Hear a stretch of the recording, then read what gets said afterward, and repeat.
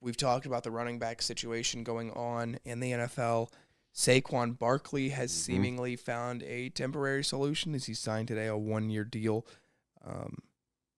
that will pay him the $10.1 million franchise tag plus $900,000 in incentives that could earn him up to $11 million. So a 1-year, $11 million deal. Is this a first step in the running back solution being solved? I think it's kind of setting the market.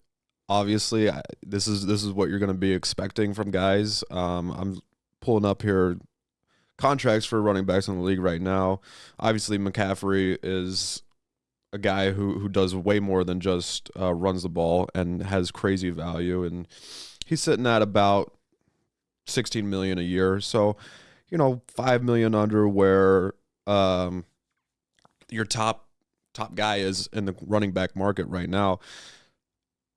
But I still think teams are going to hold out as long as they can and try and pay these guys as less as they can because the value is just going to go down. $11 million, I don't know comparative to what the wide receiver market is right now or anything like that, but the value of the running back, as we've said before, is going down, and I don't suspect that to change. They've found common ground. Obviously, Saquon Barkley is a great player, so he's going to garner money, and they're going to want him on the team. But, you think about how valuable he might have been 10 years ago or something like that, and the money probably would have been a lot more. It's kind of it's unfortunate because you look at a guy like Barkley and you look at all these other running backs in the league that are just really good players and really fun to watch, and they're not getting these deals. And again, I understand why they're not getting these deals, but it's so weird seeing a guy like Saquon Barkley, who I get has dealt with some injuries, but this past year was kind of a rejuvenation to his career. He was a top 5 running back in the league, arguably, and he's just struggling to get a contract with the Giants. You look at it with Dalvin Cook, he's really not struggling to get a contract, but he's going from being one of the best running backs in football to RB2 probably in anywhere he signs.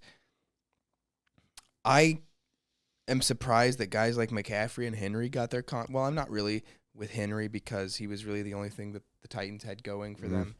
But, you look at some of these guys that are getting contracts before, and they really hit the cutoff at a really good time. Yeah. Because, now we're getting into we really don't need the best running back in football to win a Super Bowl. Right. And I think too, another thing, I think McCaffrey brings a little bit more value within the passing game a little bit. And obviously there's other running backs who are good route runners and good pass catchers as well. But yeah, they got their contracts really at the right time because as you said, Saquon Barkley last year had a tremendous year, one of the top running backs, and I think McCaffrey's better, but I wouldn't put him that much better in terms of $5 million or so better. But yeah, you're right. They got their contracts right at the right time because the market's starting to tank a lot. And I think that this opens up a lot of doors for Barkley because now he can, he's going to be able to re-sign with the Giants at the end of this year. Right. Obviously, they missed the long-term deal window, so they couldn't get a long-term deal in. But 1 year, $11 million this year. I think that's kind of going to be the like you said, the kind of the bar of what guys get as far as yearly money. I could see, a guy signing a 4-year, $44 million deal as a running back. I think that that's realistically where the market will probably start to head.